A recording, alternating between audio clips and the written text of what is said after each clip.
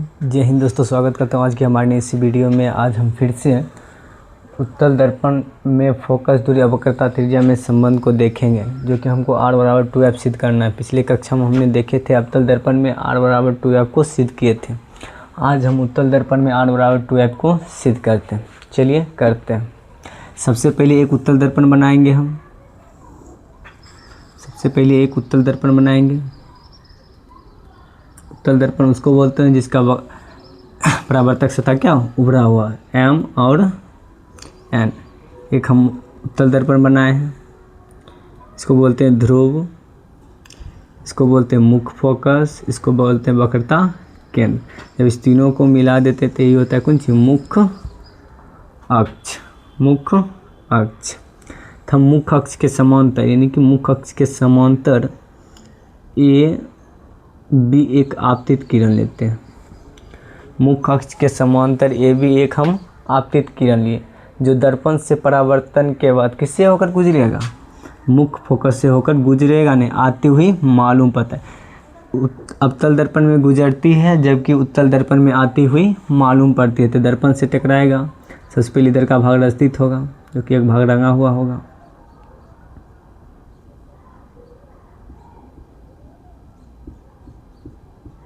तो प्रकाश की किरण आगे जाएगा नहीं, क्योंकि भाग रंगा हुआ है। तो क्या करेगा, टकराएगा।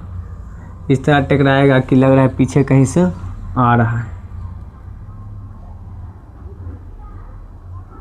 मुख्य फोकस से आ रहा है। तो सबसे पहले कुछ भी अगर हम सिद्ध करते हैं तो सबसे पहले जो मानेंगे उसको लिखेंगे, तब करना है सिद्ध करना है। तो उसके बाद रचना, जो कि अपना मन से हम काम करेंगे, तब करेंगे कौन सी प्रमाण। क्या करेंगे, इस चारों स्टेप से गुजरना होगा, तब जाकर हमको क्या होगा, वह सिद्ध होगा। सबसे पहले मानेंगे, तो मानते हैं माना mn एक छोटे द्वारक वाला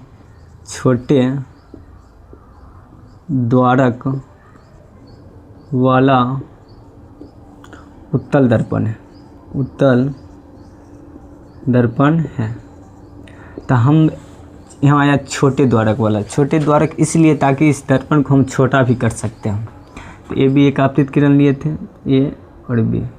माना mn एक छोटे द्वारक वाला उत्तल दर्पण है। उत्तल दर्पण है जिसका ध्रुव P,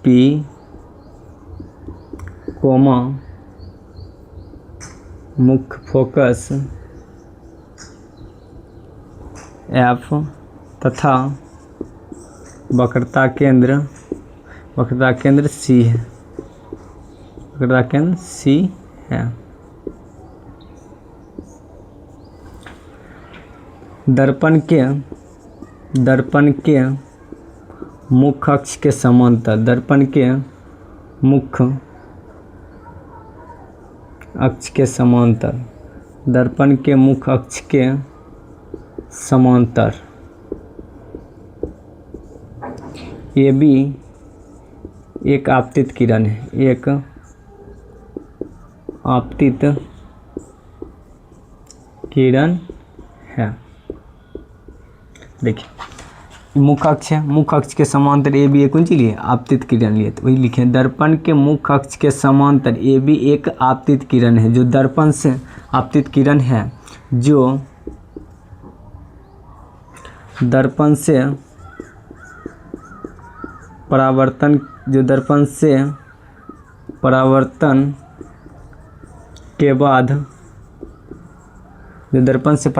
के बाद मुख्य फोकस से गुजरती आती हुई मालूम पड़ती है। क्या होगा, आती हुई मालूम पड़ती है। अगर गुजरेगा तो अवतल दर्पण में, अगर आती हुई मालूम पड़ेगा तो उत्तल दर्पण में। दर्पण से परावर्तन के बाद मुख्य फोकस से आती हुई मालूम पड़ती है। माना में आपको ये लिखना है। तब क्या करना है, सिद्ध करना है। सिद्ध करना है। सिद्ध क्या करना है, r बराबर 2 एफ, आर बराबर 2f। तब क्या करना है, रचना हम अपना मन से करेंगे। रचना हम करते हैं बिंदु सी को किससे मिलाया, बी से। तो बिंदु सी को बी से मिलाया, जो बिंदु बी पर कौन सी है, अभिलंब है।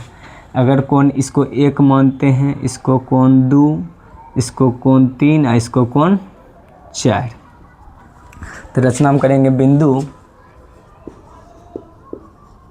सी को बी से मिलाया, जो बिंदु बी पर कौन सी है, अभिलंब है, जो बिंदु बी पर अभिलंब है। अब चलते हैं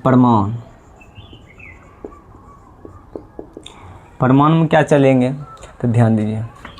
अगर हम बात करें, इसको परावर्तक सत्ता है, इसको ए भी एक आपतित किरण है, आई जो चल गया कौन सी है, परावर्तित किरण।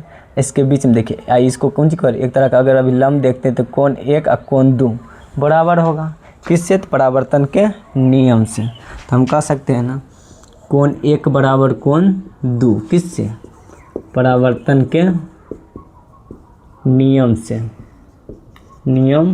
अगर हम बात करते हैं तो देखिए यहाँ पर P और M, ए भी एक आपतित किरण है, ए और बी एक आपतित किरण है। और अगर बात करते हैं, इसको मानते एक लिए मानते बिंदु Q, तो बी पर Q जो कि कौन सी काम करेगा, अभिलंब का, तभी चला गया कौन किरण, परावर्तित किरण, जिसको मानते हैं ABCD मानते हैं। ठीक कौन सी होगा, D। तो कोण 1 और कोण 2, परावर्तन के नियम, परावर्तन के 2 नियम। एक आपतन कोण परावर्तन कोण के बराबर होता है, दूसरा आपतित किरण को परावर्तित किरण तथा आपतन बिंदु पर डाला गया अभिलंब, तीनों एक ही तल में। तो देखिए कोण 1 बराबर कोण 2 है ना, तो कोण 1 बराबर कोण 2, किससे, तो परावर्तन के नियम से। तो यहाँ कोण 1 बराबर कोण 2।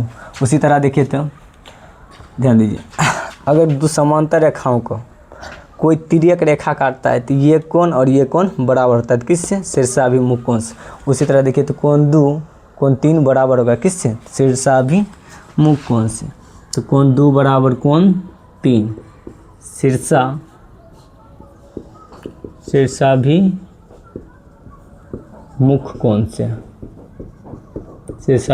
कोण से। अगर बात करते हैं कोण 1 बराबर कोण 4, किससे, संगत कोण से। तो कोण 1 बराबर कोण 4 संगत कोण से। उम्मीद करता हूँ यह समझ में आ गया होगा यहाँ तक। चलिए हम उसमें देखते हैं, आप उस बोर्ड में कहीं न कहीं ये जो माना है आपको समझ में आ गया होगा, इसको हम मिटाते हैं, तब यहाँ से आगे हम काम करेंगे। माना में जो लिखे थे बस वही लिखना है, फिगर देखना है और लिखना है। अगर बात करते हैं समीकरण, इसको 1, समीकरण 2, समीकरण 3, तो समीकरण 1, 2 तथा 3 से तो हम कोण 3 बराबर कोण 4 नहीं लिख सकते हैं, कोण 3 बराबर कोण 4। तो ध्यान दीजिए, अगर हम बात करते हैं तो कोण 1 बराबर कोण 2 है। कोण हम 1 के जगह पर क्या लिख सकते हैं, कोण 1 के जगह पर कोण 2 बराबर कोण कितना 2, यही है। और कोण 2 की जगह पर हम क्या लिख सकते हैं, कोण 3, और कोण 3 की जगह पर कौन सी, कोण 1 बराबर कोण 2 और कोण 2 बराबर कितना है, कोण 3, मिस्टेक, कोण 2 बराबर कोण 3। तो हम कोण 1 की जगह पर कोण 2 और कोण 2 की जगह पर कोण 3 और कोण 3 की जगह पर कोण 4 इसे लिख सकते हैं, जो कि हम डायरेक्ट हम लिख दें जी कोण 3 बराबर कोण 4। अब देखिए एक प्रमेय है, समान कोणों की सम्मुख भुजा क्या होता है, समान होता है। अगर बात करें कोण 3 बराबर, कोण 3 के सामने वाला भुजा यही है CF, तो यहाँ कोण 3 की जगह पर लिख सकते हैं CF बराबर कोण 4 की जगह पर क्या लिख सकते हैं, कोण 4 के सामने वाला भुजा यही है एफ, बी एफ हम लिख देंगे, चूँकि समान कोणों की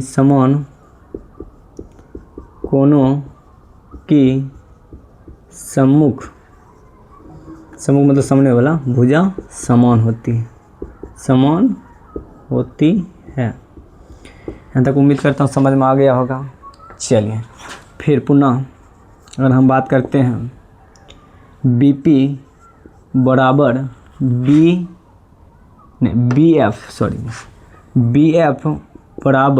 BF बराबर कितना PF। काहे लिखे?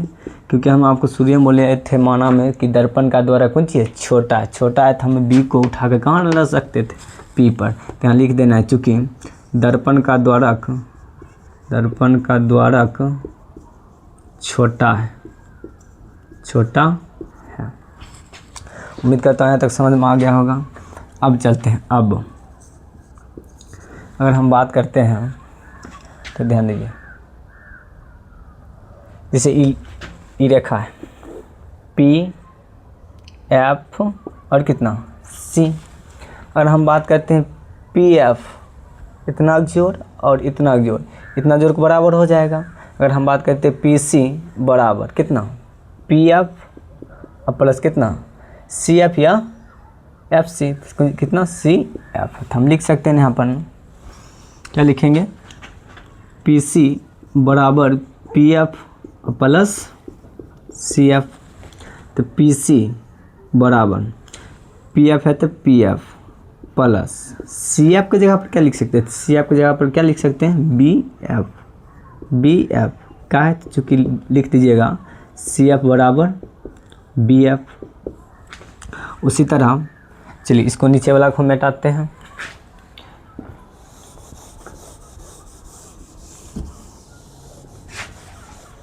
अगर हम बात करते हैं PC बराबर PF है तो PF प्लस BF की जगह पर क्या लिख सकते हैं PF, चूँकि BF बराबर कितना PF। और PC का अगर हम बात करते हैं PF 2PF और PC। अब ध्यान दीजिए, ये ध्रुव है और कौन सी है वक्रता केंद्र। ध्रुव और वक्रता केंद्र के बीच की दूरी को क्या बोलते हैं, वक्रता त्रिज्या, जिसको हमें R से सूचित करते हैं। उसी तरह ध्रुव और मुख्य फोकस के बीच की दूरी कौन सी फोकस दूरी, जिसको हम F से सूचित करते हैं। अगर हम बात करते हैं PC कितना है R बराबर 2 है तो 2PF कितना है F। ये हुआ प्रूव्ड। चलिए चल का को मिटाते हैं हम। उम्मीद करता हूँ ये आपको समझ में आ गया होगा। इसी तरह अगर जो कि हर एक साल 5 नंबर के बोर्ड में पूछता है, हम पिछले दिनों हमने अवतल दर्पण में दिखाए थे, अब इस बार हम उत्तल दर्पण में दिखाएं। फिर आगे होगा दर्पण सूत्र को सिद्ध करेंगे दोनों दर्पण में, अवतल दर्पण और उत्तल दर्पण में। उम्मीद करता हूँ ये वीडियो आपको समझ में आ गया होगा। जय हिंद।